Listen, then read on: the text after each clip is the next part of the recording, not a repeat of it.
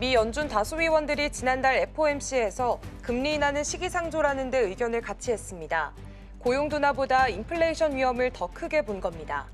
당시 기준금리를 4.25에서 4.5%로 동결했지만 두 이사가 인하 필요성을 주장하며 반대표를 던져 30년 만에 이례적 이견이 드러났습니다. 유로존의 7월 소비자 물가지수 확정치가 전년 대비 2% 상승하며 예비치와 시장 전망치에 부합했습니다. 근원 물가는 2.3% 올라 기조적 물가 압력이 확인됐고 서비스 부문이 1.46%포인트로 가장 큰 상승 기여도를 보였습니다. 국가별로는 스페인 2.7%, 독일 1.8%, 이탈리아 1.7%, 프랑스 0.9% 상승률을 기록했습니다. 도널드 트럼프 미국 대통령이 풍력과 태양광 발전을 세계의 사기극이라고 규정하며 재생에너지 확산을 정면 비판했습니다. 트럼프 대통령은 친환경 발전 의존 지역에서 전력 비용이 기록적으로 치솟았다며 풍력과 태양광 승인을 중단하겠다고 밝혔습니다. 또 환경보호청을 통해 290억 달러 지원금을 취소했다고 강조했습니다.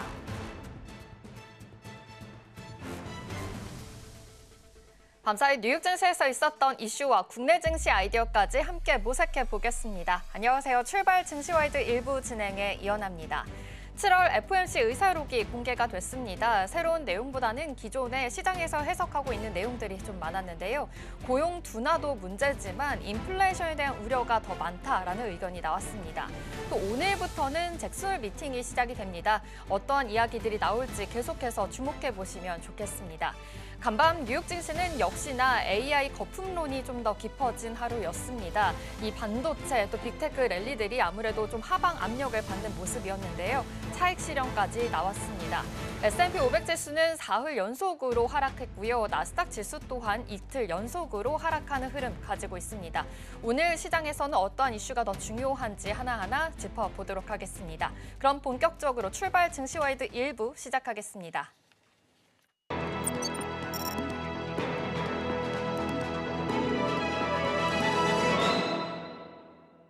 시장이 쏟아지는 수많은 고민, 그 속에서 어떤 고민이 있는지 댓글을 통해서 살펴보겠습니다. 댓글 답해준 아나운서 코너 시작하겠습니다. 전혜경 앵커와 함께할게요. 어서 오세요. 안녕하십니까. 네, 그럼 시장은 어떤 고민이 있는지 첫 번째 댓글 만나보겠습니다. 증시 투자자가 아닌 생존자 된 기분이라는 댓글입니다. 투자자가 아니라 생존자다라는 댓글에서 봤듯이 아무래도 요즘 증시가 좀 분위기가 좋지 못한 흐름이 이어지고 있습니다. 아시아 증시는 좋은데 우리나라 증시는 계속 좀 박스권 안에 머물고 있다라는 이야기들이 나오고 있는데요. 어제만 보더라도 3,100선을 좀 무너지는 하루였습니다. 계속해서 좀 악재가 겹치면서 좀 지지부진한 흐름을 가지고 있다라는 이야기가 나오고 있는데 이렇게 좀 투자자들의 투심이 얼어붙은 이유가 또 어떻게 될까요? 네, 국내 증시만 유독 그렇게 행보를 보이고 있는데 어제 특히 코스피는 3,130선에서 마감하면서 3거래 연속 내림세를 보였습니다. 장중에 3,079선까지 밀리며 한 달 반 만에 3,100선이 무너졌는데요. 무엇보다도 국내 증시를 이끌던 조방원, 즉 조선방산 원전주와 같은 인공지능 관련주가 동반 약세를 보였습니다. AI 반도체 대표주인 SK하이닉스가 2.8% 넘게 하락했고요. 한미 반도체도 3% 넘게 급락했습니다. 미국에서 불거진 AI 거품론은 직접적인 타격을 준 겁니다. 또 한국 수력 원자력과 한국전력이 웨스팅하우스와 맺은 계약 때문에 미국이나 유럽 시장 진출이 막혔다는 소식이 전해지며 원전주도 급락했습니다. 두산 에너빌리티는 장중 14% 넘게 빠졌다가 낙폭을 일부 만회했죠. 여기에 전쟁 종식 기대감이 퍼지면서 방산주 그리고 차익 실현 매물이 나온 조선주까지 동반 약세를 보였습니다. 이런 가운데 외국인 투자자들마저 방향을 틀면서 매도세가 강해졌습니다. 이달 들어서 16,000억 원 넘게 순매도하며 조방원 종목까지 팔아치우고 있는데요.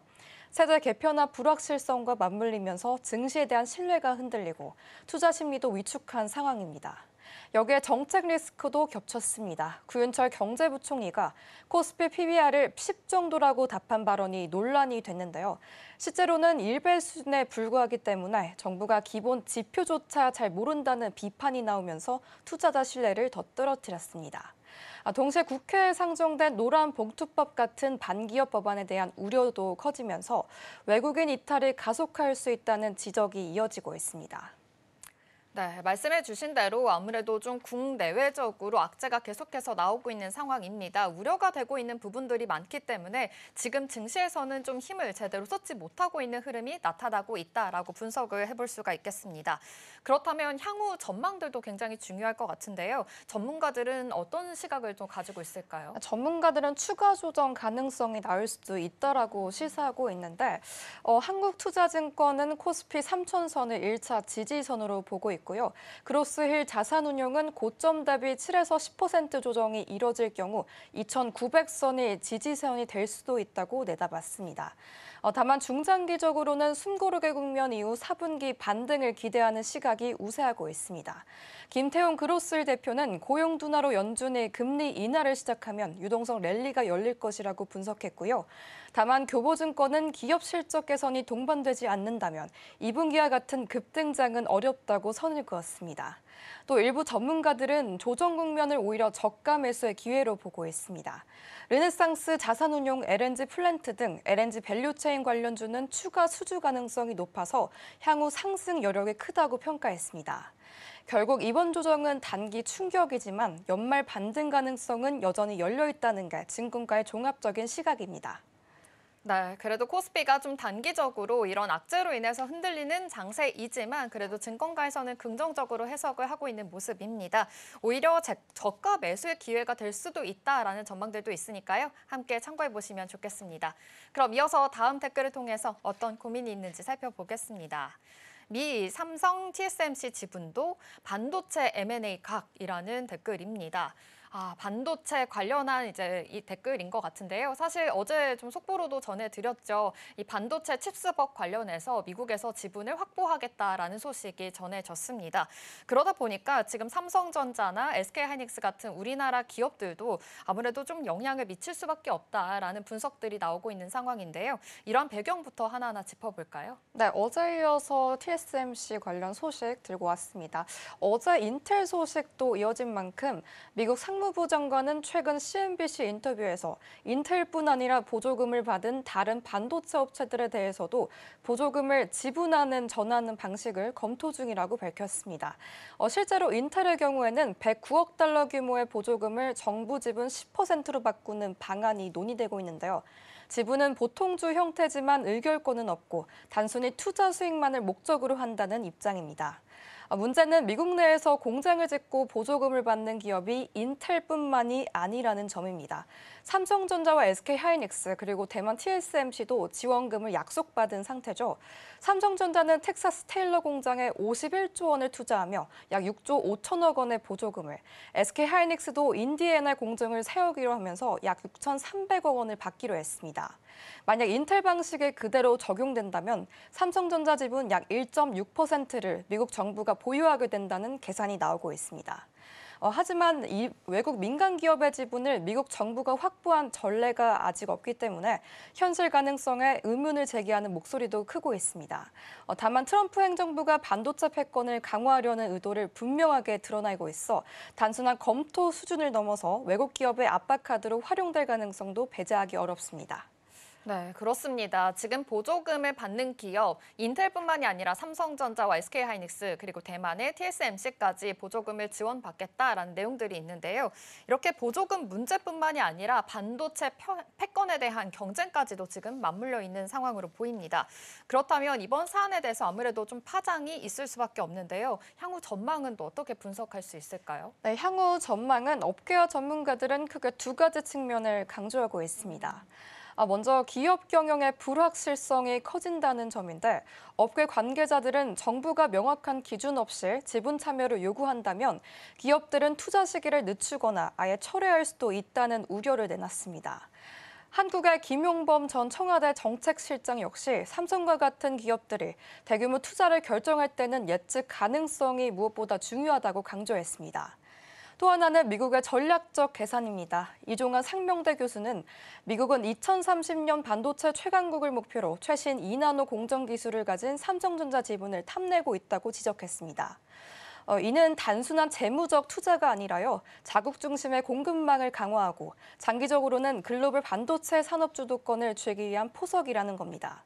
정리하자면 단기적으로는 해외 기업 압박이 심해지고 장기적으로는 미국 개입이 반도체 산업 지형을 흔들 수도 있다는 전망입니다. 네, 지금 관련해서 아무래도 미국 정부의 이번 선택, 지금 단순한 지원책을 넘어서 이런 글로벌로 계속 반도체 판도를 뒤흔들 수 있는 중요한 분수령이 될 수 있으니까요. 계속해서 어떤 소식이 나오게 될지 주목해 보시면 좋겠습니다. 그럼 이어서 다음 댓글을 통해서 어떤 고민이 있는지 살펴보겠습니다. 리플 스위프트 넘는다? 은행권 진짜?라는 댓글입니다. 아무래도 요즘 가상자산과 전통 금융권에 대해서 좀 묶어서 해석을 해볼 수가 있을 것 같습니다. 이 미국에서는 가상자산 거래소 블리시가 IPO 공모 자금을 스테이블 코인으로 받으면서 좀 화제가 되기도 했었는데요.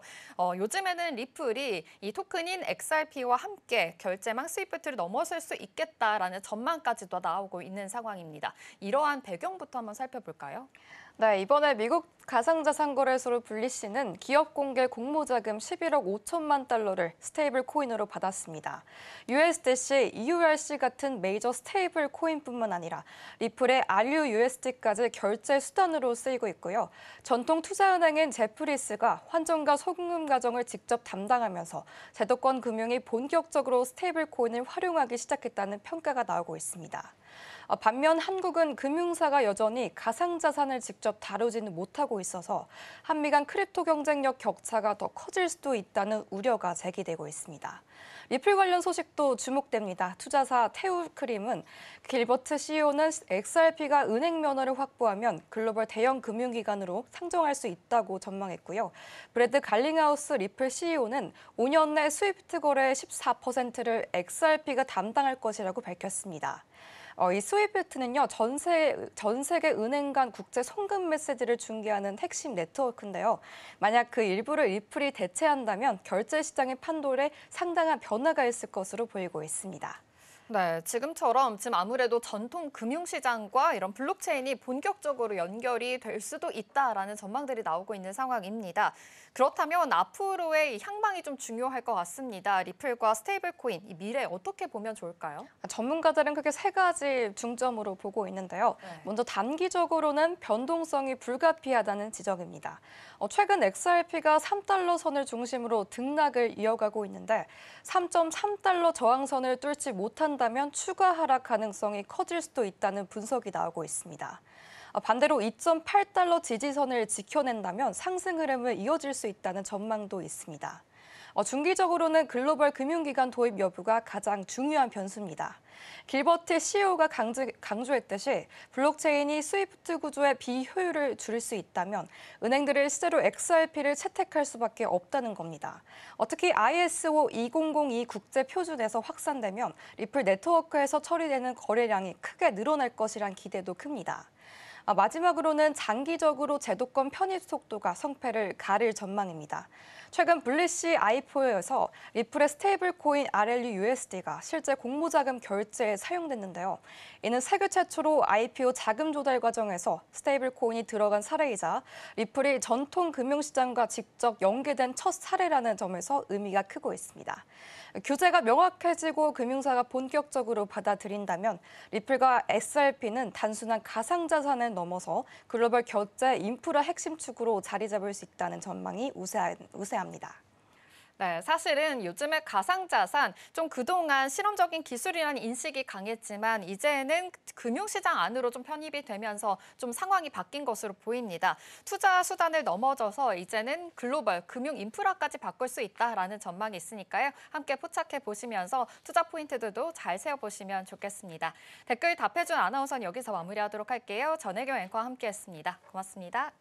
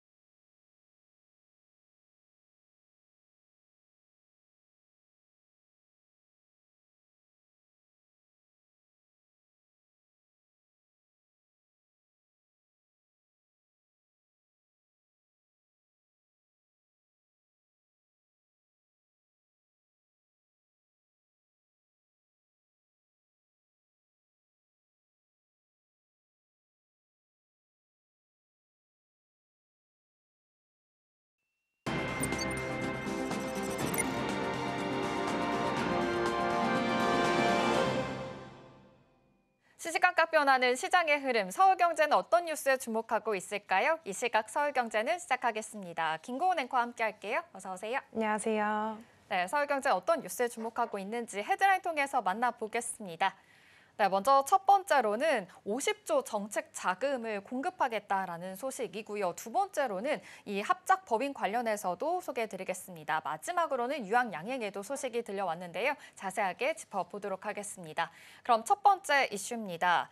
정부가 올해만 50조 원 규모의 정책 금융을 투입한다라고 발표를 했습니다. 자원 확보부터 생산, 물류까지 전 과정에서 공급망을 좀 지원하겠다라는 대책을 내놨다고 하는데요.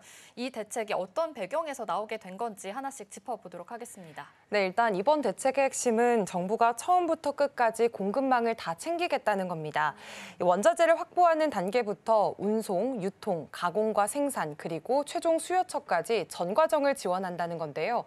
올해만 50조 원의 규모의 이 정책 금융이 투입됩니다.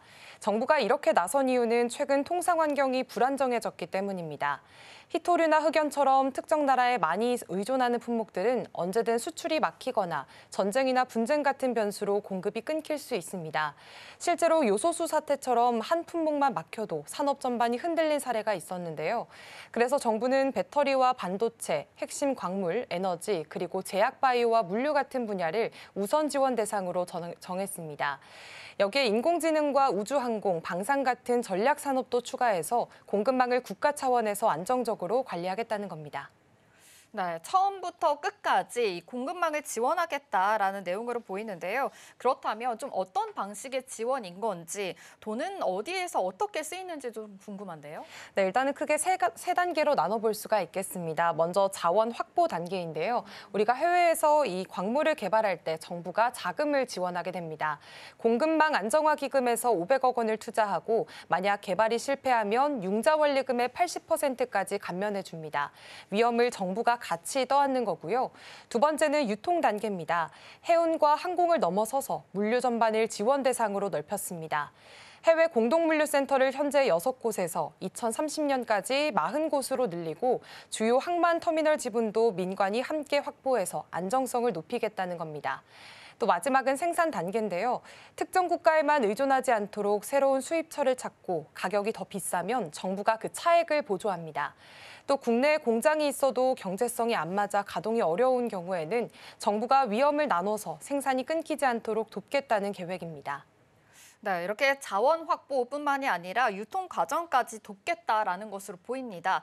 그렇다면 정부 올해만 지금 50조 원을 쏟아붓겠다는 것으로 보이는데요. 여기서 가장 궁금한 거는 실제로 좀 기업들 그리고 시장에는 어떤 변화를 좀 미칠 수가 있을까요? 네, 사실 핵심은 기업들이 이걸 얼마나 체감할 수 있느냐일 것 같습니다. 정부는 공급망 안정화 기금 10조 원, 수출입은행 13조 3천억 원, 산업은행 18조 원 등 총 45조 8천억 원을 준비했습니다.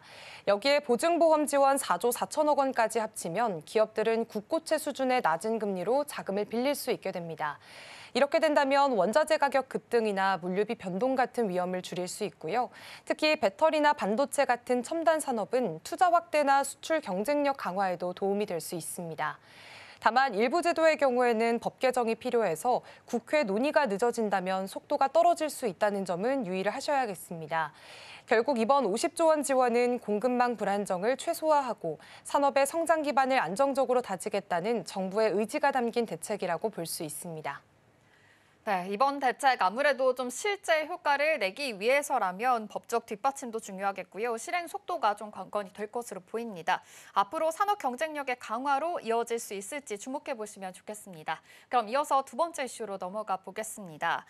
SK온과 포드가 함께 만든 합작 법인 블루오션 SK가 지금 미국에서 첫 생산 사업에 들어갔다고 합니다. 지금 현지 생산이 본격화됐다라는 의미로 해석을 해볼 수가 있을 것 같은데요. 이번 공장에 대한 가동 어떤 의미를 가지고 있을까요? 네, 사실 이번 이 생산 시작은 SK온과 포드에게 모두 중요한 이정표가 될 것으로 보입니다. 20일 SK온에 따르면 미국 켄터키주 글렌데일에 있는 블루오벌 SK 1공장이 처음으로 양산을 생산을 시작했습니다. 여기서 생산되는 배터리는 포드의 전기 픽업 트럭 F150 라이트닝과 전기 화물밴 이트랜짓에 들어가고요.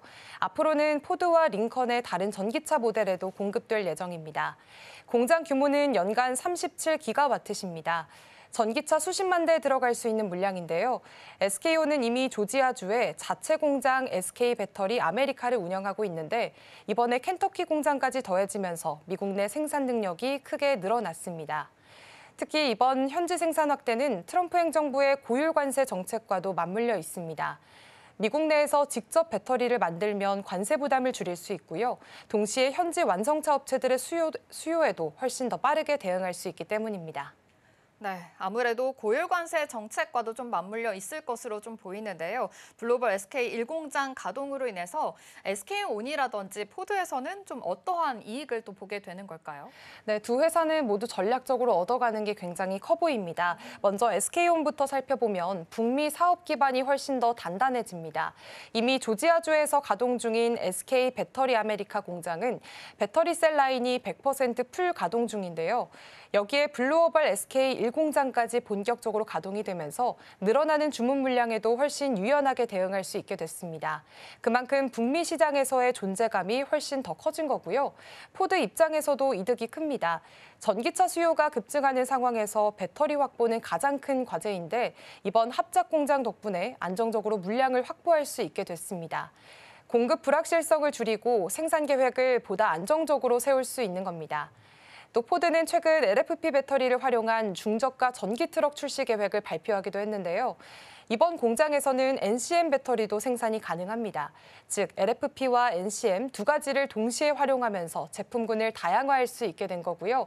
이렇게 되면 가격 경쟁력이 있는 모델부터 고성능 전기차까지 폭넓게 대응할 수 있고 배터리 조달도 훨씬 안정적으로 이뤄지게 됩니다. 결국 포드는 차별화된 전동화 전략을 펼칠 수 있고 SK온은 북미에서 입지를 확고히 다지는 효과를 얻는 셈입니다.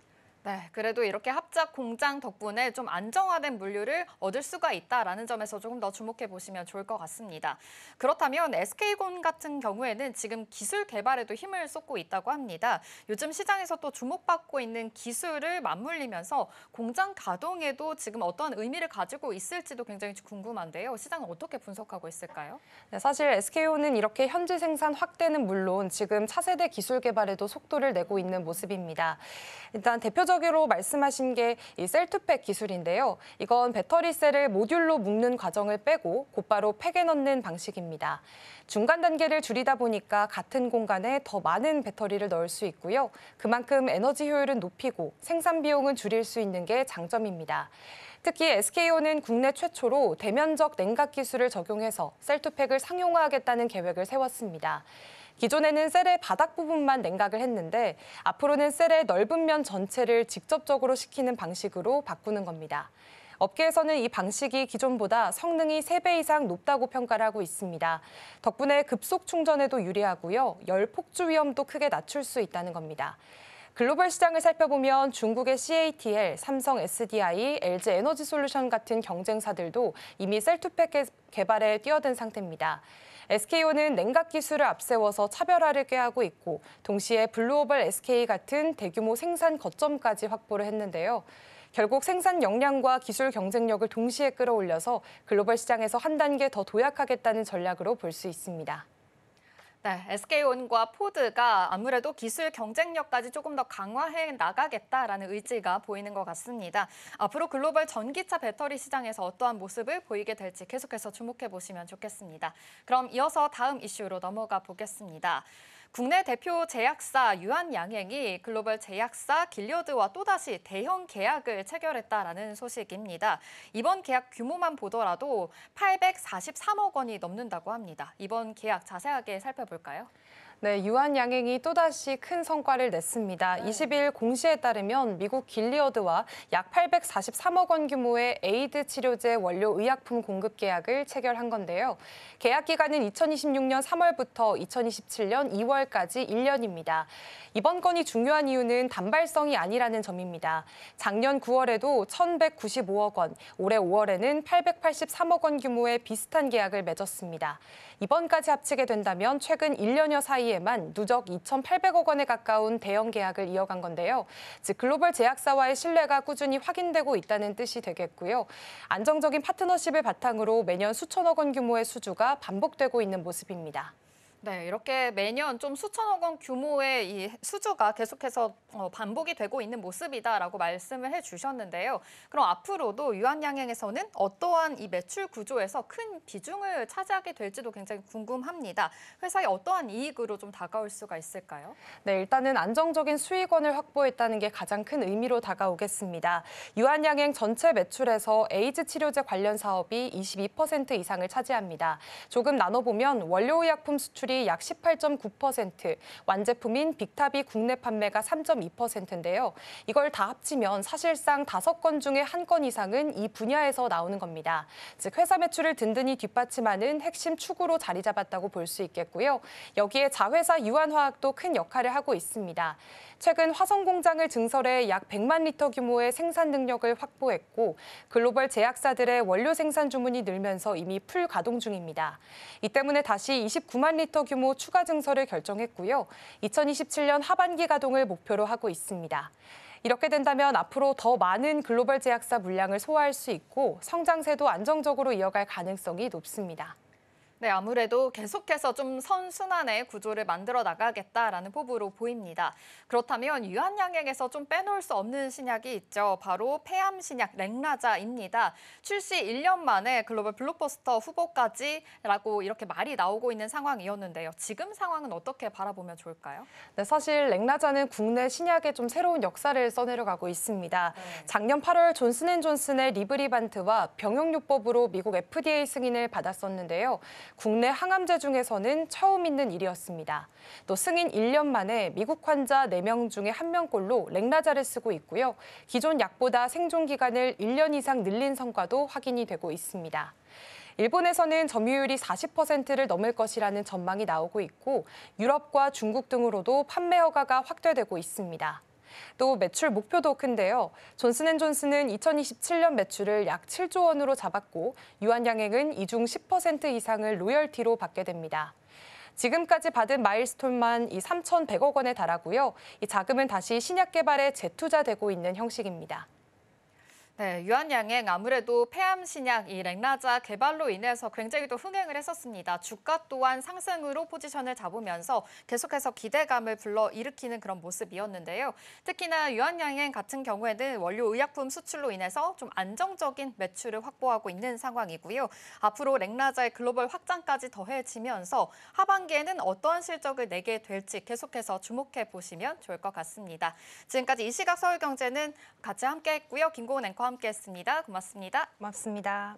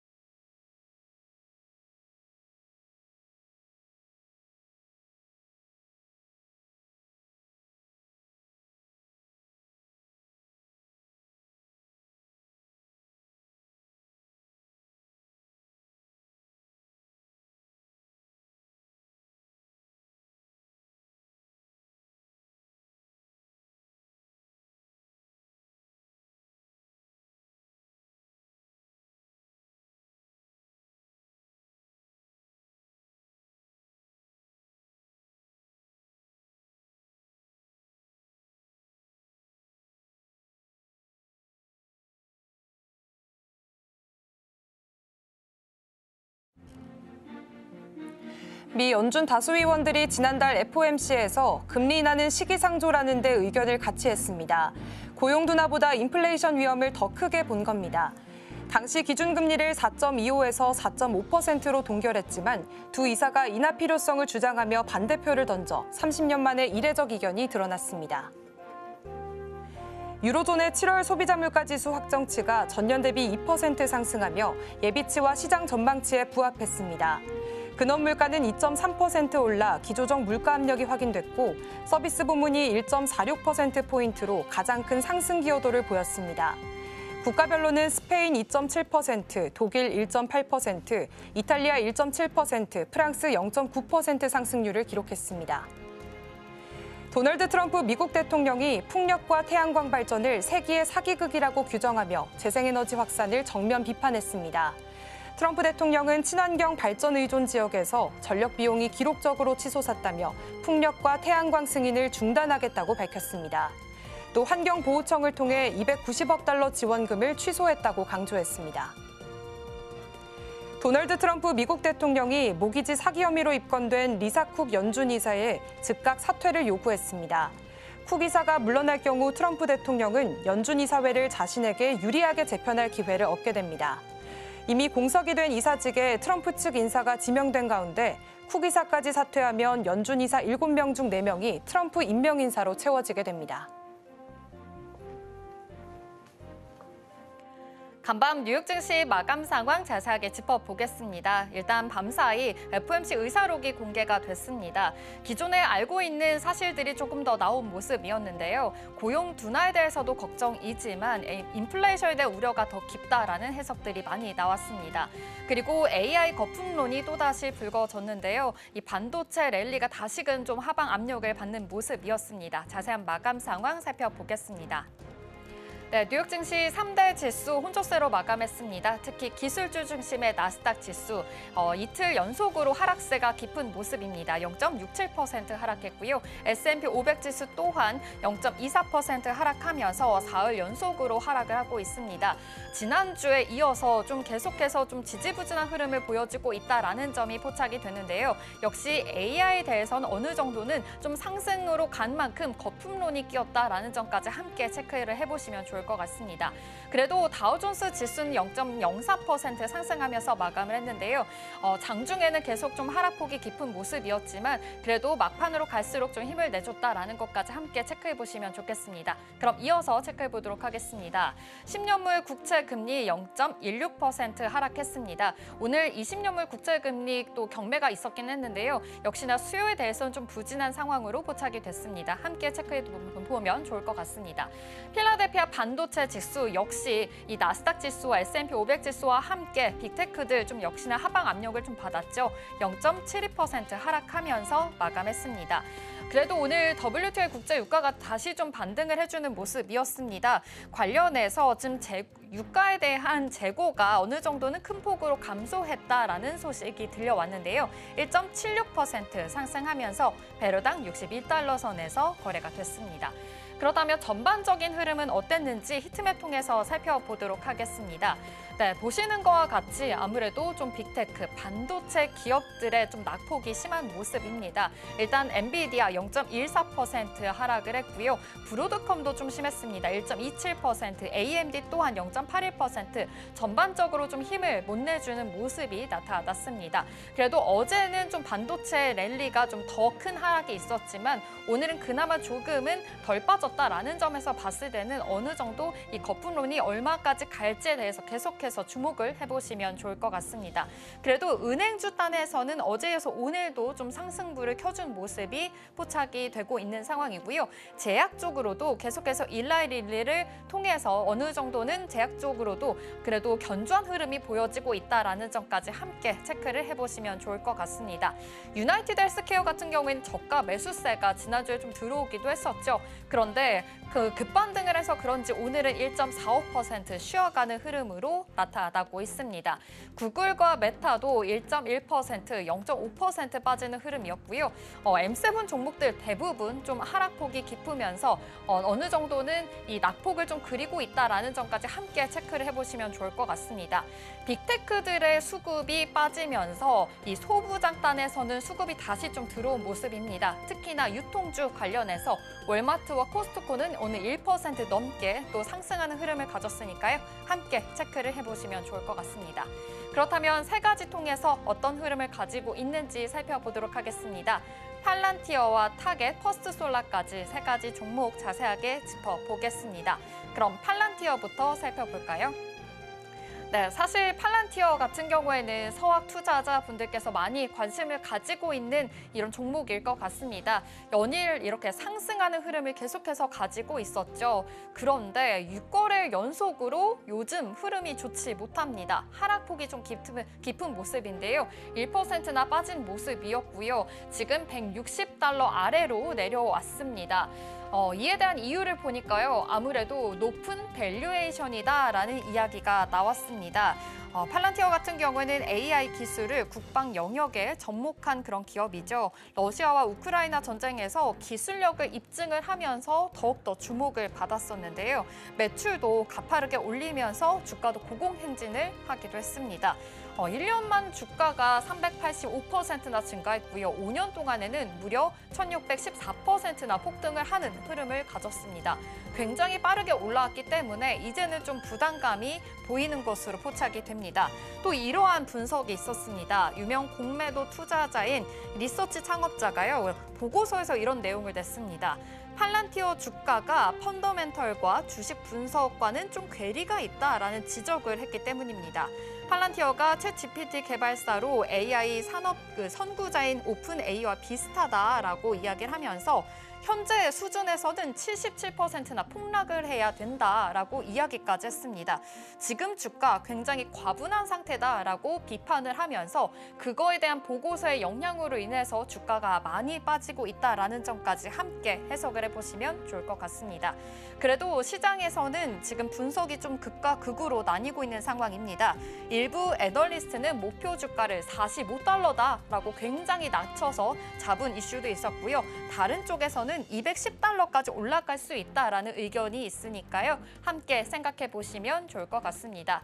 팔란티어 좀 많은 분들께서 관심을 가지고 계실 것 같은데요. 일단 높은 밸류에이션에 대한 부담도 있고요. 6거래일 연속으로 하락을 한 만큼 언제까지 이러한 하락폭이 깊어질지 눈여겨보시면서 투자 아이디어 잘 세워보셔야 될 것 같습니다. 그럼 이어서 다음 종목 체크해 보겠습니다. 타겟입니다. 타겟은 실적 발표가 나왔습니다. 장 전에 나왔는데요. 좋지 못하게 나왔기 때문에 거의 7% 가까운 하락을 면치 못했습니다. 일단 실적적인 부분에서는 괜찮았습니다. 예상치를 상회한 매출이 나왔고요. 예상치를 상회한 주당 순이익까지 체크를 해볼 수가 있었습니다. 그런데 순이익 부분에서는 좀 부진한 것으로 나타났습니다. 11억 9천만 달러에서 지금 9억 3,500만 달러까지 내려앉은 모습입니다. 기존의 점포 매출도 1.9% 감소한 모습이고요. 고객 수도 감소했고 구매액 또한 함께 줄은 것으로 보입니다. 수익성 악화에 대한 요인으로는요. 높은 할인율도 있었고요. 발주 취소에 대한 비용도 있었고 완구와 가전 같은 저마진 품목에 대한 판매가 좀 증가가 됐다라는 것이 주목을 하고 있는 상황입니다. 하지만 그래도 디지털 매출 부분에서는 좀 증가를 했습니다. 그리고 광고와 비상품 매출에서도 14% 늘어나면서 선방은 해줬지만 높은 할인율 탓일까요? 계속해서 좀 순이익은 계속 하락하고 있다라는 점에서 좀 주목을 해보시면 좋을 것 같습니다. 이렇게 순이익적인 부분도 좋지 못했는데 또 하나의 이슈가 있었습니다. 바로 경영진의 교체가 소식이 들려왔기 때문입니다. 코넬 CEO가 내년 2월에 은퇴를 하고요. 이제는 이 피델케 CEO가 차기 CEO로 선임이 되는 과정입니다. 상품에 대한 경쟁력을 강화하겠다라는 스탠스로 보이고요. 경험에 대한 일관성뿐만이 아니라 기술을 통해서 효율화를 더 만들겠다라는 3대 과제를 제시했다고 합니다.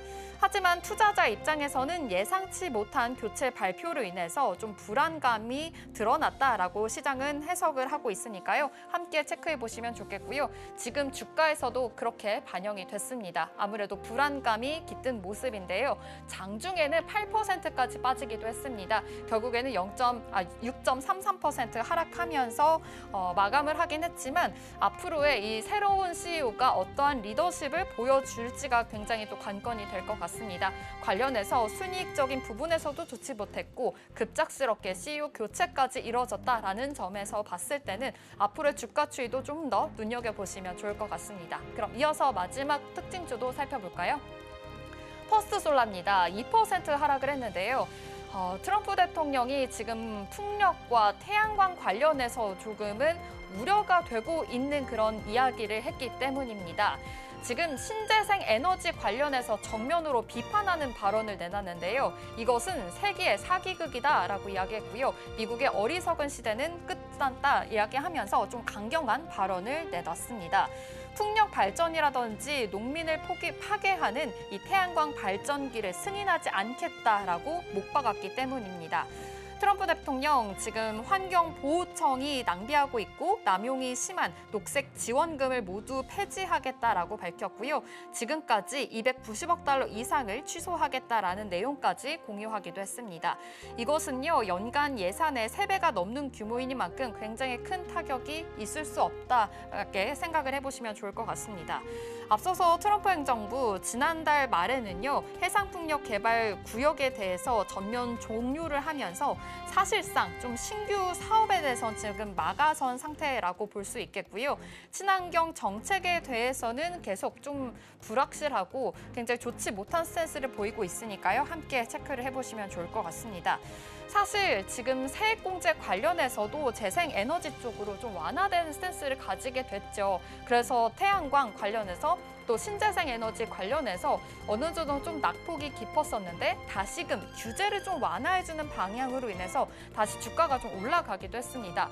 하지만 이렇게 오늘 밤에 이렇게 풍력과 태양광 관련해서는 승인이 없다. 이것은 세계의 사기극이다라는 정면으로 좀 비판하는 발언을 내놓으면서 앞으로 태양광 관련된 또 신재생 에너지 관련된 주가의 흐름들이 어떻게 작용하게 될지 체크해 보시면 좋겠고요. 간밤에는 퍼스트솔라 2.14% 하락했고요. 관련된 태양광 주가들도 모두 빠지는 흐름을 가졌으니까요. 함께 체크해 보시면 좋겠습니다. 그렇다면 간밤에는 어떠한 이슈들이 있었는지 3가지 통해서 살펴보겠습니다. 네, 아무래도 FOMC 의사록이 공개가 됐죠. 어떠한 이야기들이 나오게 되는지 하나하나 짚어보도록 하겠고요. 여기에 더해서 트럼프 대통령이 지금 쿡 이사를 사임해야 된다라고 또 한 번의 압박을 했습니다. 어떤 소식인지도 살펴보겠습니다. 그리고 마지막으로 취임 직후에 지금 채권을 대량으로 매입했다라는 소식까지 들려왔는데요. 자세하게 짚어보겠습니다. 그럼 먼저 첫 번째 의사록부터 살펴볼까요? 네, 7월 29일부터 30일 정례회의 의사록이 공개가 된 겁니다. 이 의사록 안에서는요, 인플레이션이 가장 큰 위험이다라는 발언이 있었습니다.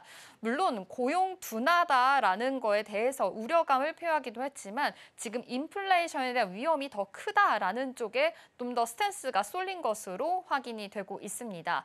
멀러 이사와 봄원 이사도 금리 인하를 주장하고 있는 상황인 거죠. 지금 금리 4.25에서 4.5% 동결을 하고 있는 상황이지만 이제 9월에는 금리 인하에 대한 필요성을 주장한 그런 두 이사가 반대표를 던지면서 아무래도 금리를 동결로 결정했다라는 것에 대한 의사록입니다.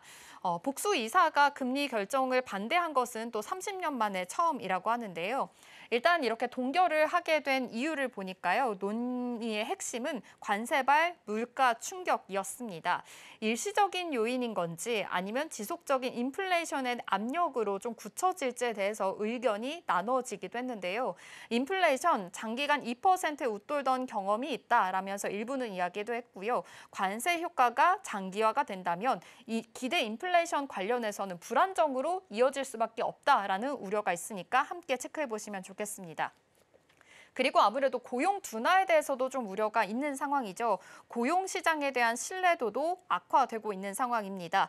또 PPI, 이 생산자 물가 지수 또한 3년 만에 최대폭으로 오르면서 원가 전가에 대한 우려도 커진 상황이고요. 고용 시장 안에서도 팬데믹 이후에 최저 속도로 지금 둔화가 된 상황입니다. 실업률 또한 4.2%로 상승을 하면서 물가가 예상보다 오랫동안 지금 높은 상황인 거고 고용까지 악화가 된다면 정체적으로 아무래도 난제가 될 수밖에 없다라고 의사록에서는 지적하는 발언들이 쓰여 있었습니다. 또한 트럼프 대통령 지금 이사에 대해서 지금 사퇴를 계속해서 요구하고 있는 상황이고 파월 의장에 대해서도 금리 인하 압박을 가하고 있는 상황이기 때문에 이러한 의사록 안에서 어떠한 이야기가 나왔는지도 굉장히 중요하지만 8월에 이제 오늘 밤에 열리는 잭슨홀 미팅에서 파월 의장이 어떠한 발언을 내놓게 될지도 굉장히 중요하니까요. 이전까지 포착을 해보시면서 오늘의 의사록을 배경 삼아서 오늘 밤에 있을 발언까지도 주목해 보시면 좋을 것 같습니다. 있습니다. 그렇다면 다음 이슈 체크를 해볼까요? 네, 쿡 이사에 대해서 지금 트럼프 대통령 사퇴 압박을 가하고 있는 상황입니다. 리사 쿡 연준 이사가 즉각 사임해야 한다라고 SNS에 올렸는데요. 이런 이슈가 있었습니다. 바로 모기지 불법 의혹이 있었기 때문입니다. 지금 빌 풀드 청장의 발언에 따르면요. 두 채 주택 모두 실거주로 지금 등록을 한 상황이고 모기지 등록까지 아무래도 좀 불복 의혹이 더 커졌다라는 것으로 해석을 해볼 수가 있겠습니다. 리사 쿡 이사 같은 경우에는요. 조 바이든 전 대통령이 지명한 인물입니다. 연준 최초로 흑인 여성 이사인데요. 임기가 2038년까지입니다. 파월 의장과 함께 주요 정책에 계속해서 표를 좀 던져온 인물인데 문제가 된 것이 2021년에 받은 모기지 대출이 되겠습니다. 주택 15년 만기 20만 달러 그리고 조자주 주택에서 30년 만기에 54만 달러 대출을 받았는데요. 이 두 건 모두 실거주용의 서류를 제출을 했습니다. 그런데 하나의 주택이 실거주가 아니라 임대용으로 전환된 사실이 드러나면서 지금 문제가 되고 있는 겁니다. 이것은 불법 담보대출이 아니냐라는 이야기들이 나오고 있는 상황이기 때문에 트럼프 대통령 입장에서는 이것은 사퇴를 해야 된다라고 계속해서 지금 압박을 가하고 있는 상황입니다. 법무부에서도 수사에 들어간 상황이고요. 지금 아직까지는 공식적인 입장을 내놓지 않고 있는 상황입니다.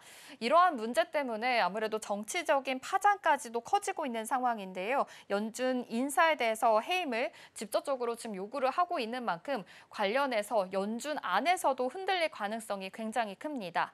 이렇게 트럼프 대통령 지금 쿡 이사까지 사퇴를 하게 된다면요. 직접적으로 트럼프 대통령이 이렇게 임명을 할 수 있는 자리가 4자리가 됩니다. 그러면 연준의 안에서도 독립성이 더욱더 흔들릴 수밖에 없다라는 취지로 보이니까요. 이 점까지 함께 체크를 해보시면서 앞으로 이 연준 안에서의 흐름이 어떻게 진행이 될지까지 생각해 보시면 좋을 것 같습니다. 그렇다면 마지막 이슈도 체크해 볼까요? 네, 트럼프 대통령이 취임 직후에 채권 거래를 굉장히 많이 투자했다라는 소식이 전해졌습니다.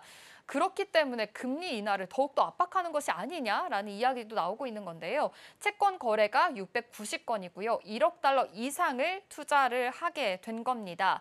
퀄컴과 T모바일, 홈디포, 메타 같은 기업의 채권을 대량으로 매입한 것도 확인이 되고 있습니다.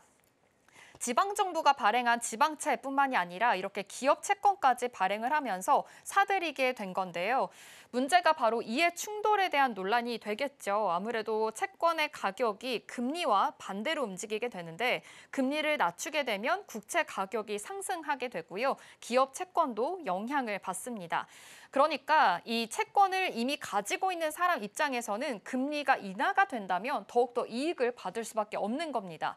그렇기 때문에 취임 직후에 트럼프 대통령이 이 채권을 많이 지금 투자했고 사들였다라는 점에서 봤을 때는 금리 인하에 대한 압박이 아무래도 좀 타당할 수밖에 없구나. 그러한 이유 때문이구나라는 우려가 있으니까요. 함께 체크를 해보시면 좋을 것 같습니다. 지금 채권을 대량 보유를 하고 있는 상황이기 때문에 이 안에서의 법적인 문제도 아무래도 좀 해결을 해봐야 될 것 같은데요. 일단 트럼프 대통령 이런 법적인 문제에 대해서는 계속해서 전통을 따르지 않은 좀 첫 사례가 되고 있는 것으로 보입니다. 재정 보고서에 따르면 트럼프 대통령 마로라고 리조트 그리고 암호화폐 사업에서도 개인 계좌로 수백 개의 채권을 이미 보유한 상황으로 나타났습니다. 정책에 넘어서서 이제 개인 투자까지 좀 경계가 흐려지고 있다라는 비판들이 나오고 있는 상황이니까요. 이 점도 포착을 해보시면 좋을 것 같고요. 아무래도 트럼프 대통령 지금 개인에 대한 수익을 계속 좀 올리고 있다라는 비판의 여론들이 굉장히 많습니다. 특히나 취임 직후에 바로 채권들을 많이 사들였다라는 점에서 봤을 때는 아무래도 투심이 좀 얼어붙을 수 있으니까요. 이 점까지 함께 체크해 보시면서 투자 포인트들 잘 세워보시면 좋겠습니다. 지금까지 마켓 클로즈업이었습니다.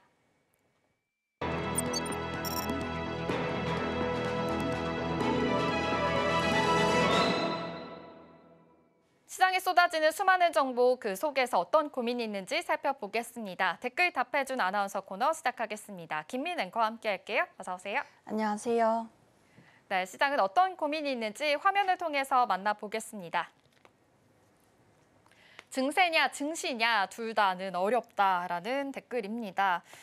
지금 요즘 코스피 시장이 좀 좋지 못한 흐름이 이어지고 있습니다. 국내 증시가 좀 지지부진한 흐름을 가지고 있는 만큼 사실 그 안에서 양도소득세 관련해서도 이야기가 계속 있는 상황이고요. 세제 개편안 관련해서도 아무래도 좀 우려가 있는 상황들이 많습니다. 그래서 증세냐 증시냐라는 고민이 있는 것 같은데요. 대통령실에서는 최근에 양도소득세 부과 기준을 현행 50억 원에서 이제 10억 원으로 좀 낮추는 그런 방안을 또 유지하겠다라는 내용이 아직까지는 있는 상황입니다. 이런 배경부터 한번 살펴볼까요? 네, 이번 사안의 경우에는 이 세제의 형평성과 또 증시 부양이라는 두 가지 정책의 목표가 충돌하는 사례다. 이렇게 볼 수 있겠습니다. 기획재정부는 지난달 말 이 세제 개편안을 발표하면서 대주주 양도세 기준을 종목당 50억 원 이상에서 또 10억 원 이상으로 현재 환원하기로 했다는 이런 소식들이 이어지고 있죠. 그렇기 때문에 사실 이 10억 원의 기준은 문재인 대통령 정부 시절 추진이 됐다가 투자자의 반발로 유예된 바가 있습니다. 이번에 다시 원래 안으로 돌아가겠다는 내용으로 함께 이어지고 있고요. 발표 직후에는 시장 반응은 사실 상당히 부정적이었다. 이렇게 이어지고 있습니다. 코스피가 하루 만에 4% 가까이 급락했고 또 개인 투자자 사이에서 이 정부가 코스피 5천을 외치면서도 실제로 하는 행동들은 역행한다며 다양한 비판이 쏟아지기도 했습니다. 여당 내에서는 총선을 앞두고 또 민심 악화는 부담스럽다며 이 현행 50억 원의 기준을 앞으로 유지해야 된다. 이런 말들이 이어지고 있고요. 또 하지만 대통령실의 경우에는 원래 정부안이 맞다. 또 이런 메시지를 다시 여당에 전달했다는 또 그런 기사도 있었습니다. 그렇기 때문에 이는 단순히 시장에 대한 논리보다 세금의 공평성, 또 과세 정의를 더 중시하겠다. 이런 신호로 현재 파악이 되고 있습니다. 네, 지금 여당 입장에서는 50억 원 기준 유지해야 된다라는 의견을 내놓고 있는 상황이고 대통령실 입장에서는 정부안이 맞다라는 이야기로 함께 아무래도 좀 상반된 의견을 가지고 있는 것으로 보입니다. 그렇다면 앞으로 좀 어떠한 이해관계에 맞서고 있는지도 한번 분석을 해볼까요? 사실 말씀해 주신 대로 아직까지 단독 보도이기 때문에 계속해서 이어지는 내용 좀 크로스 체크가 필요하다라는 점 주의를 해주셔야겠고요. 여당과 대통령실은 특히나 이번 문제를 놓고 우선순위가 다르다고 생각을 하고 있습니다. 먼저 여당의 경우에는 정치적 부담을 현재 가장 크게 의식하는 것으로 파악이 됩니다. 현재 대주주 기준을 10억 원으로 낮추면 의외로 적용 대상이 꽤 넓어지게 되는데요. 고액 자산가뿐 아니라 장기 투자자, 또 중견기업과 오너 일가까지도 포함될 수 있기 때문에 중산층도 세금 폭탄을 맞는 것 아니냐, 이런 불만이 쏟아지고 있습니다. 또 여당 입장에선 이런 민심 이탈이 두려울 수밖에 없습니다. 반면 대통령실은 정책에 대한 일관성과 또 세제에 대한 형평성을 강조하는 상황인데요. 그렇기 때문에 소득이 있는 곳에 과세를 해야 된다는 원칙을 지키고 있는 거겠죠. 종목당 50억 원을 보유한 경우만 과세를 하게 된다면 사실상 대부분의 부유층이 빠져나가게 되고 또 세제가 형식적인 규정으로 전략한다는 그런 비판도 함께 이어지고 있습니다. 그렇기 때문에 대통령실은 시장에 대한 충격은 일시적이지만 세금 형평성 문제는 장기적인 국가 신뢰와 직결된다. 이런 논리를 펴고 있는 겁니다. 다만 문제는 정부가 동시에 코스피 5천 목표를 세우고 있다는 점인데요. 세제 강화로 인해서 투자 심리가 위축이 되면 앞으로 이 5천 달성 목표가 쉽지 않다는 것이 중론입니다. 그렇기 때문에 실제로 양도세 논란은 외국인 투자자들보다 이 개인 투자자들에게 직접적인 타격을 줄 수 있기 때문에 국내 증시 기반을 악화시킬 수 있다. 이런 지적을 받고 있습니다. 이 때문에 여당 내부에서는 지금 이 증시 부양의 우선이라는 그런 현실론이 현재는 힘을 얻고 있는 상황으로 파악이 됩니다.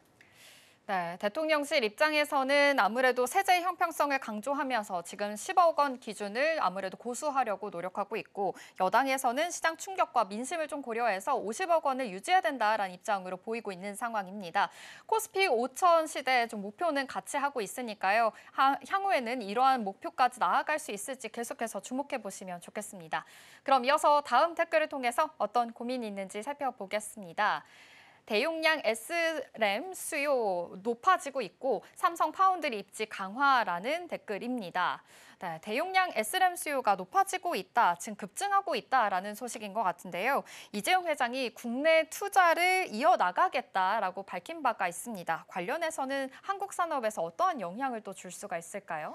네, 간밤 삼성 관련해서 굉장히 다양한 이슈들이 있었는데요. 네. 먼저 이에 대한 내용의 핵심을 좀 살펴보면 국내 산업에 대한 생태계의 안전성과 또 신뢰 확보라고 먼저 볼 수가 있겠습니다. 삼성전자는 이미 2022년부터 2026년까지 총 450조 원의 이런 투자 계획을 밝혔는데 그중 80%를 국내에 투입하겠다고 밝혔습니다. 이는 단순히 공장만 짓는 것이 아니라 평택과 용인, 이런 클러스터 같은 초대형 반도체 집적단지를 조성해 이 협력업체 그리고 스타트업 인재 양성까지 묶어내는 종합 생태계를 만들려는 겁니다. 여기서 또 한 가지 주목할 점은 바로 글로벌 정세인데요.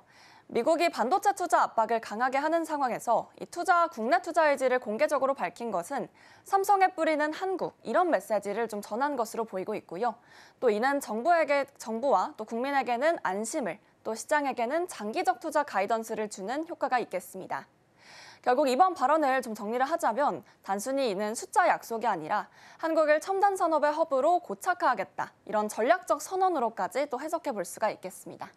네, 아무래도 장기적인 투자를 나아가겠다라는 스탠스는요. 첨단 산업의 허브로 좀 고착화 나가겠다라는 포부로 보이니까요. 함께 참고해 보시면 좋겠습니다. 그렇다면 이제 기술적으로 넘어가 보겠습니다.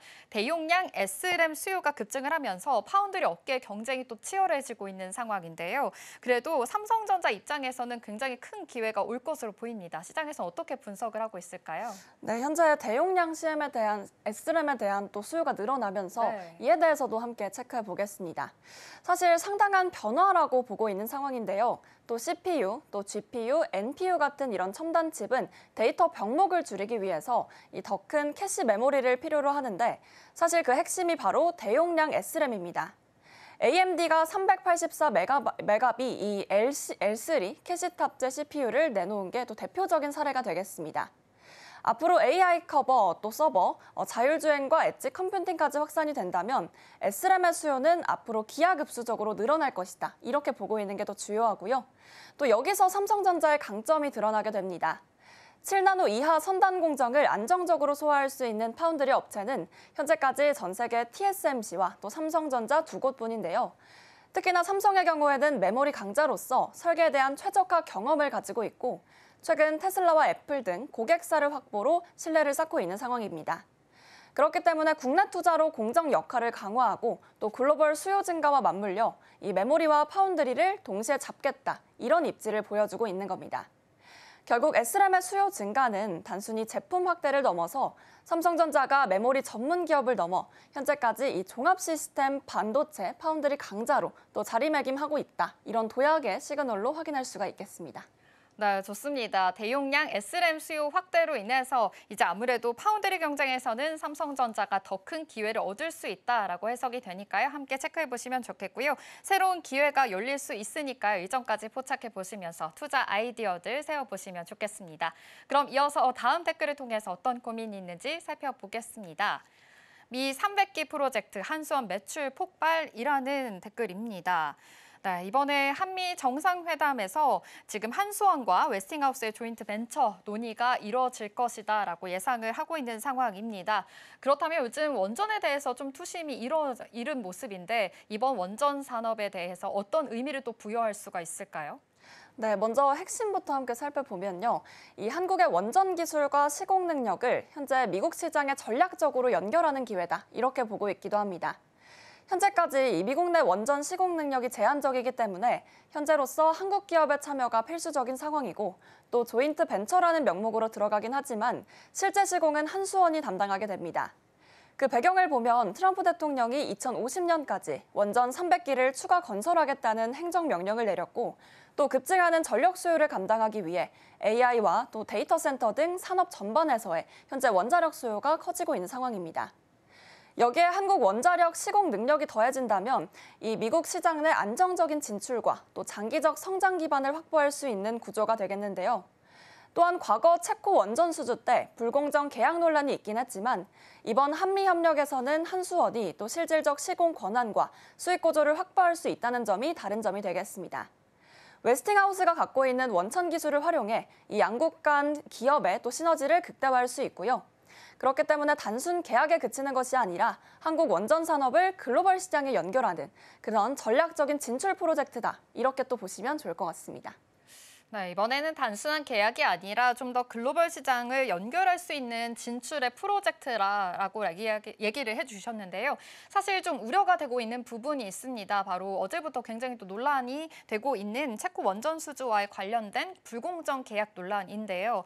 사실 이번에 조인트벤처와는 어떻게 좀 연결을 해볼 수가 있을까요? 사실 이렇게 정치적으로 관련된 쟁점과 또 실제 그런 설계는 조금 다르다고 이해하시면 좋을 것 같습니다. 네. 이렇게 체코 원전 수주 논란은 정치적 쟁점이었지만 실제 구조를 살펴보시면 또 한국 기업이 이렇게 실질적인 시공 능력과 또 수익을 확보할 수 있도록 설계되어 있는데요. 이번 조인트벤처에서 웨스팅하우스의 기술 사용료나 또 인증 비용을 제외한 공사비 그리고 부대 사업 비용은 한수원의 몫으로 돌아오게 됩니다.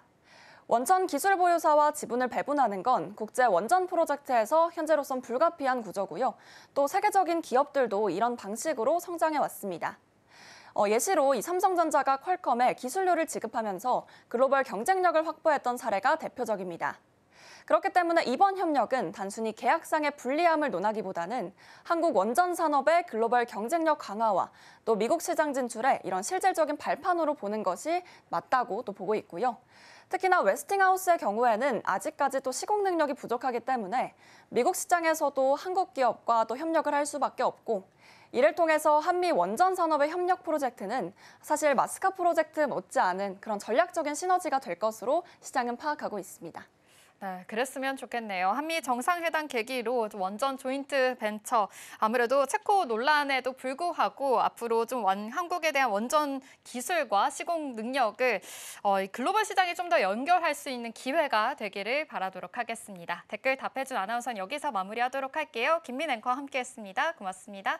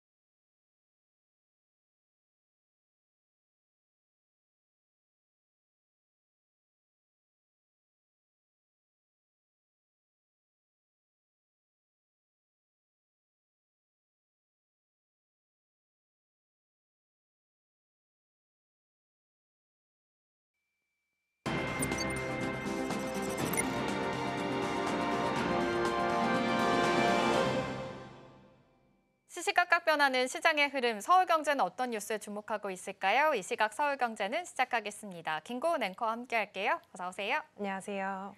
네, 서울경제가 주목하고 있는 헤드라인 3가지 통해서 만나보겠습니다.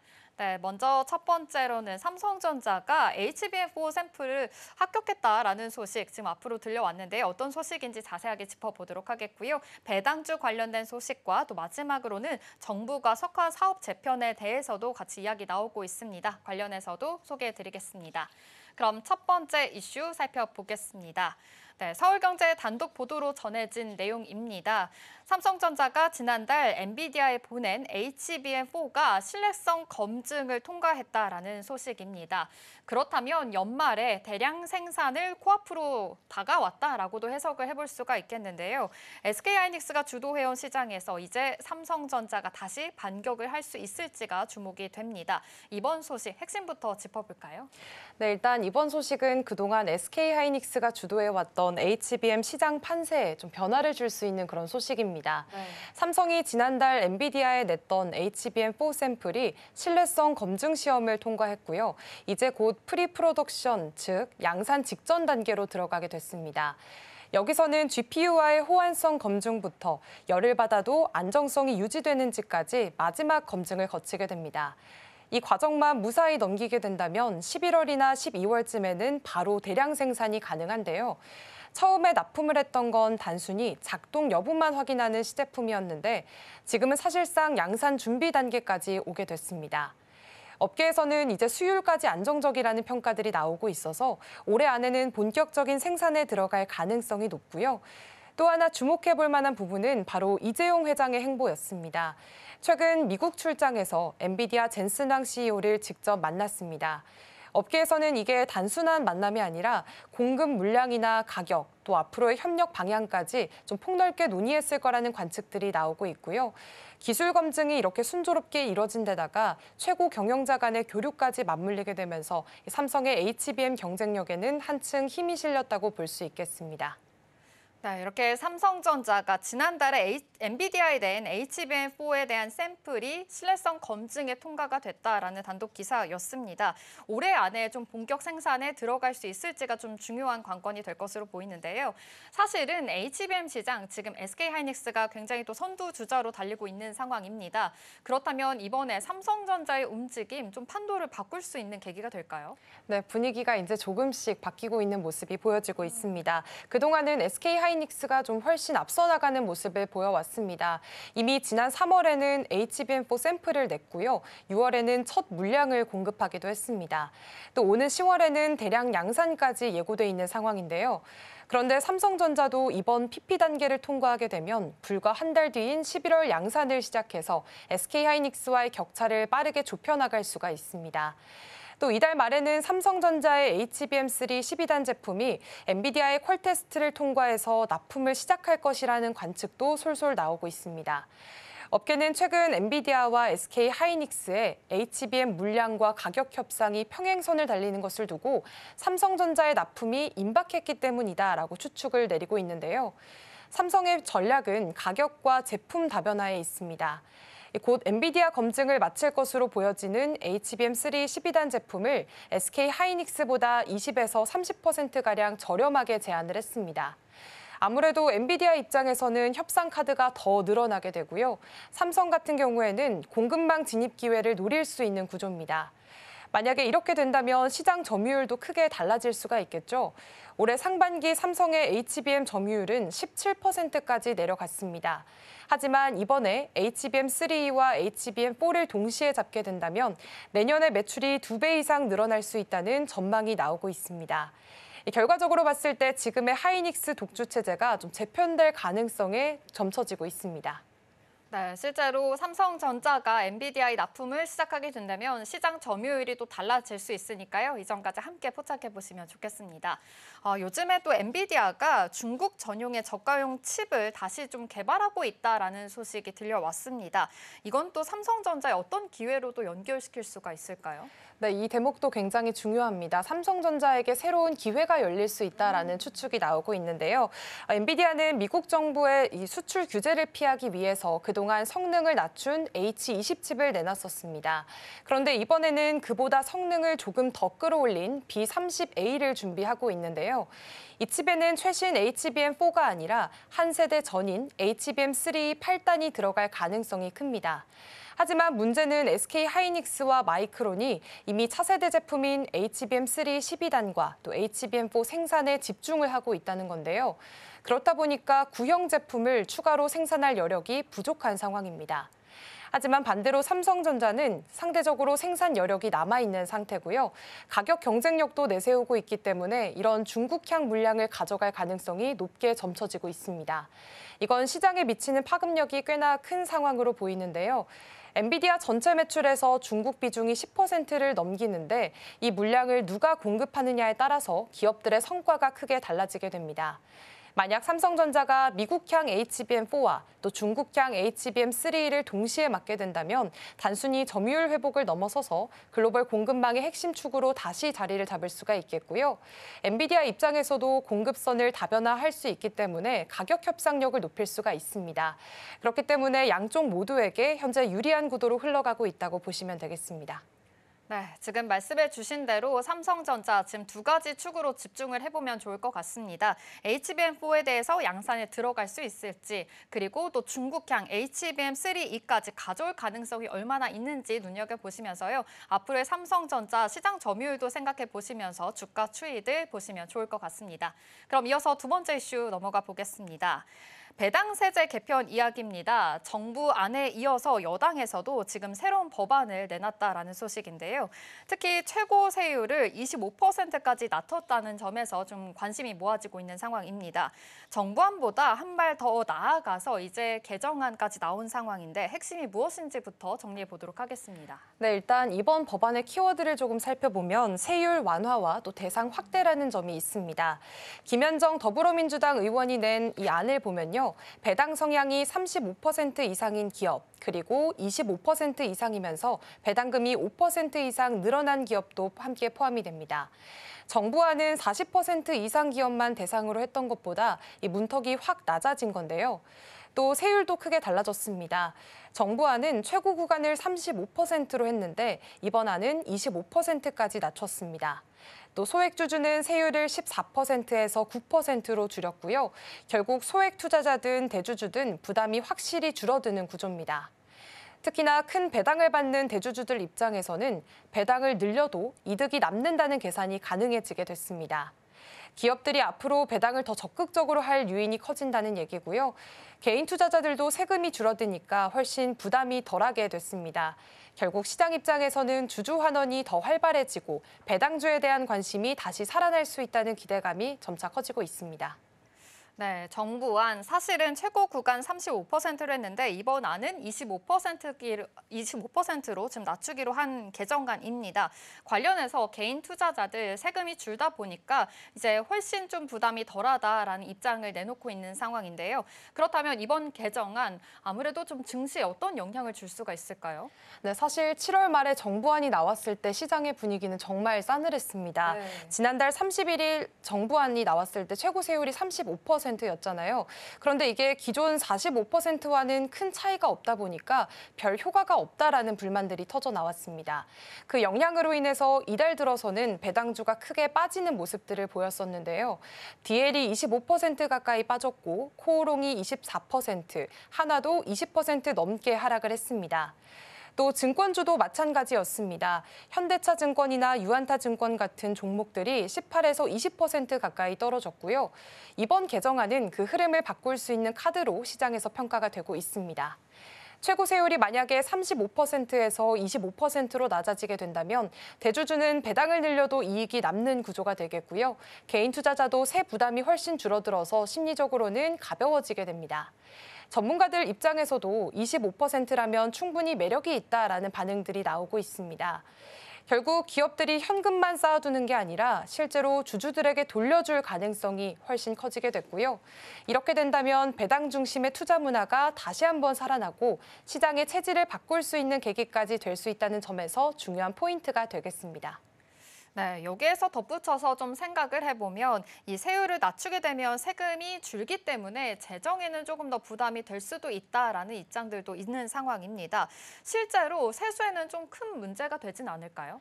네, 사실 이번에 세율을 만약에 낮추게 된다면 좀 세수 부족에 대한 우려가 있지 않을까라는 고민들이 많이 커졌습니다. 이 부분이 최근 들어서 많이 논란이 되기도 했는데요. 증권가와 국회 입법조사처의 분석을 살펴보면 세수에는 큰 문제가 없다는 쪽이 우세합니다. 먼저 하나증권은 이렇게 봤습니다. 최고 세율을 25%로 낮추더라도 기업들이 배당을 더 늘리면 세수는 충분히 보전할 수 있다는 겁니다. 실제로 내년 국내 상장사 순이익이 올해보다 17% 늘어날 것으로 예상이 되는데요. 배당 성향만 조금만 높아져도 지금만큼의 세수는 확보할 수 있다라는 계산이 나오고 있습니다. 국회 입법조사처도 비슷한 의견을 냈습니다. 대주주의 주식 양도세율이 25%인데 배당 세율은 35%라는 건 형평성에 맞지 않는다, 이렇게 지적을 했습니다. 그래서 배당소득 최고 세율을 25%로 맞추는 게 조세 형평성을 지키는 길이라고 강조를 했고요. 여기에 최근 증권거래세 인상으로 일부 세수 보완도 가능하다고 덧붙이기도 했습니다. 결국 이번 개정안의 취지는 단순합니다. 시장을 더 활발하게 만들고 기업들이 현금을 주주들에게 적극적으로 돌려주는 선순환 구조를 만들겠다는 겁니다. 네, 이번 개정안 두 가지 축으로 해석을 해보면 좋을 것 같습니다. 세율 인하와 또 적용 범위 확대, 이렇게 정부안보다는 조금 더 과감해진 모습인데요. 세수 문제에 대해서는 걱정하지 않아도 된다라는 분석들이 나오고 있으니까요. 이 배당주 차원에서는 반등의 계기가 될 수 있을지 계속해서 눈여겨보시면 좋겠습니다. 그럼 이어서 다음 이슈로 넘어가 보겠습니다. 석유화학 업계 이야기입니다. 정부가 국내 10대 석유화학 기업과 손을 잡고 나프타 분해 시설, 이른바 NCC 설비를 최대 25%까지 줄이겠다라는 계획을 내놨습니다.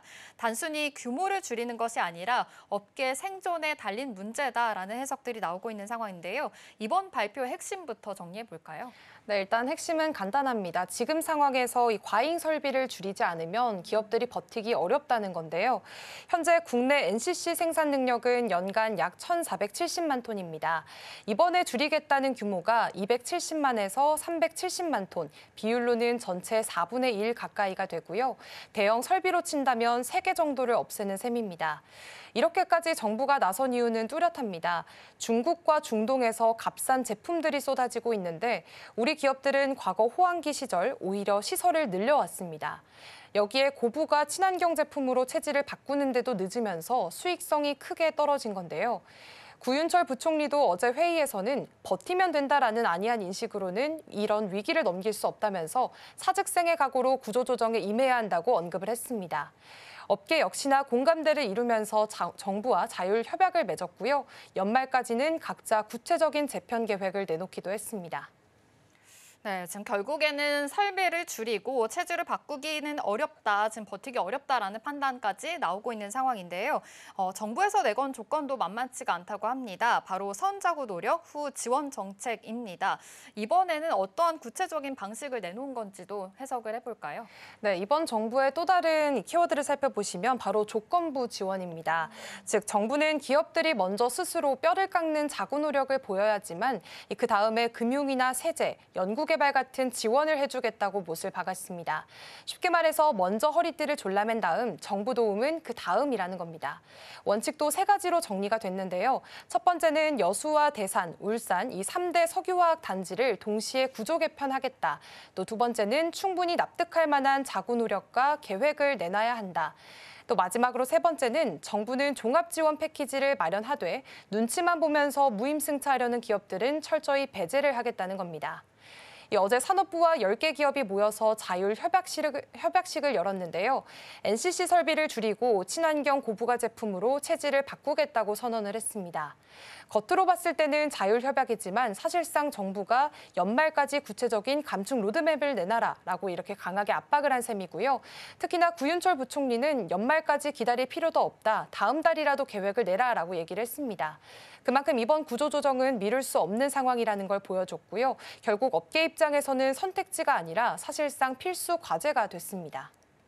네, 그렇다면 지금 관건으로는 실행력이 될 것 같은데요. 이번 조치가 실제로 효과를 낼 수 있을지도 좀 궁금하고요. 정부가 얼마나 또 의지를 가지고 있는지도 중요할 것 같습니다. 지금 현장에서는 어떤 평가들이 나오고 있는 걸까요? 평가는 확실히 갈리고 있는 모습입니다. 긍정적인 쪽에서는 이번 대책을 공멸을 막기 위한 이런 최소한의 선택이라고 바라보고 있는데요.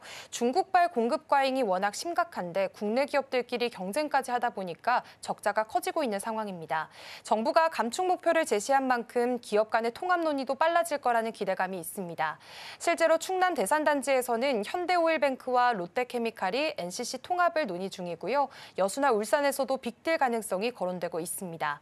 반대로 비판도 만만치 않은데요. 전문가들은 이미 3년 전에 나왔어야 할 대책이 너무 늦었다라고 지적을 합니다. 게다가 정부가 지원은 연말 이후로 미루면서 기업들에게는 자구 노력만 요구하는 건 맹탕 대책이 아니냐는 불만도 있습니다. 결국 이번 구조조정이 성공하려면 정부와 업계가 얼마나 빨리 움직이느냐, 또 지역 경제와 고용 충격을 얼마나 줄일 수 있느냐가 가장 중요한 관건이 될 것으로 보입니다. 네, 그렇습니다. 지금 과잉 설비는 좀 반드시 줄여는 하지만 정부가 무조건 손을 잡아주지 않겠다라는 메시지로 해석이 되고 있습니다.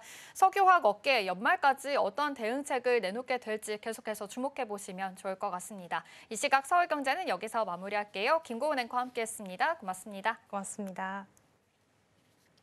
출발 증시와이드 1부가 준비한 소식은 여기까지입니다. 본 방송에서 제공하는 정보는 투자 판단을 위한 조언일 뿐 해당 종목의 가치와 수익률을 보장하지 않습니다. 이어지는 출발 증시와이드 2부도 많은 시청 바랍니다. 함께해 주신 여러분 고맙습니다.